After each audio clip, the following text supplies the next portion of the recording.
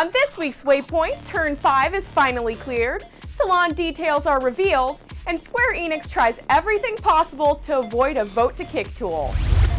What's up, guys, and welcome to Waypoint, your weekly Final Fantasy XIV recap for November 1st, 2013. I'm your host, Kat Andresco. After a few weeks of maintenance, Turn 5 of the Binding Coil of Bahamut was finally opened back up this week. And it wasn't long after it opened that the world's first Twintania kill was being reported. Now, we've heard this story before, only to find out that it was due to the fight being bugged, but this time it was for real.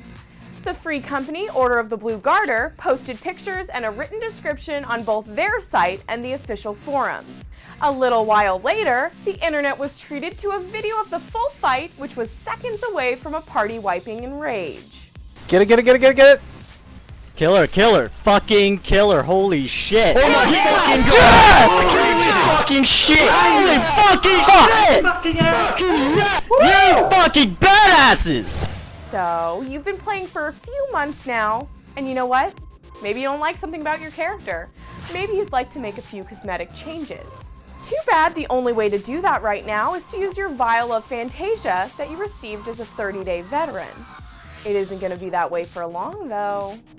Devs confirmed this week that the feature will be added in the upcoming monster patch that is becoming 2.1. But not all of the features you're wishing for will be included right away. Races will have access to hairstyles from other races, some additional hairstyles, freckles, and new face paint options like the crescent moon and animal faces.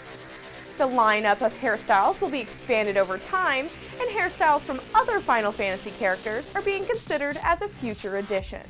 On the downside, if you were hoping for longer female hair or facial hair, you're out of luck, as the devs said this just wasn't a possibility. Additional body sliders are also off the table for the foreseeable future. Stay tuned for new info on the Salon feature and how it will work, and we'll be sure to keep you updated. We've talked about a vote-to-kick option on the show before, and we received a bit more news on the topic this week. We already knew that patch 2.1 would include a new MVP voting feature, where duty finder groups would be able to vote for a fellow party member who was the MVP. Rack up MVP points and you'll be able to score some goodies. This still doesn't address players that go AFK. So this week, Kamate took to the forums to discuss this aspect of the duty finder. Sadly, the news wasn't all that great for 14 players who are begging for a vote-to-kick feature. Instead of implementing this tool, Square will be adding an AFK timer. How does this help? Well, if someone stands still too long in a dungeon, they'll find themselves getting the boot automatically. While this helps combat a small portion of the problem, players still need a way to deal with those AFK players that are macroing or auto-running to keep from getting the boot under this new feature. So what do you think? Is a vote-to-kick feature really needed, or do the cons of such a feature outweigh the pros? Let us know what you think in the comments below. This week it's time to mount up, as I take you through how to get each and every mount available in a Realm Reborn. This actually comes as an answer for a viewer question about one mount in particular, so if you have any questions, go ahead and leave them in the comments. As of this recording, there are a total of 7 mounts in the game, with an 8th, the Behemoth, coming soon. 2 of the mounts are chocobos. First is the company chocobo any player gets as a result of their story quests around level 22-ish. The other chocobo mount in-game is the legacy chocobo, which, not surprisingly, is a mount only available to legacy players from version 1.0. The only class-specific mount in the game right now is the White Mage's Unicorn mount. To get this mount, you need to open up the White Mage Advanced job and accept the very easy mount quest that starts in the Conjurer's Guild.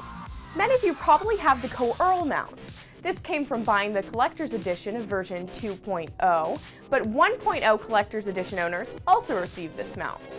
You've probably started seeing the Ahriman mount flying around, and you should brace yourself for even more of them as more and more players hit the 90-day veteran status. Want a Magitech mount? No problem. Complete the main storyline and you'll get this big-ass mount. And finally, we come to the most asked about mount, the Gubu mount. This big, lovable guy is sadly no longer available, as it was given to version 1.0 players who stuck around when the game wasn't all that grand. They got it by reaching a certain level requirement and talking to an NPC who was later removed from the game. I wanted to take a moment to thank Netflix for sponsoring this episode of Waypoint.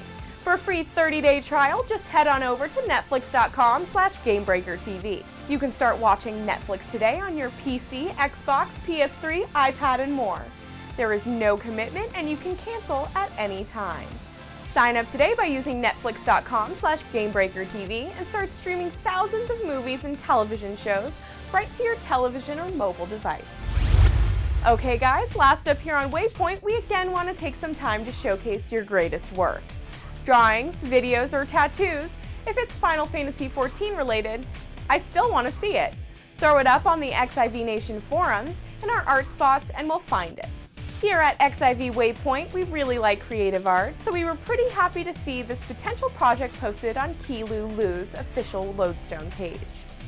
We'd love to see more of this comic from Keelulu and friends, so be sure to check out the link in the description. That does it for this week's episode of Waypoint. Be sure to check back every week for updated Final Fantasy XIV news.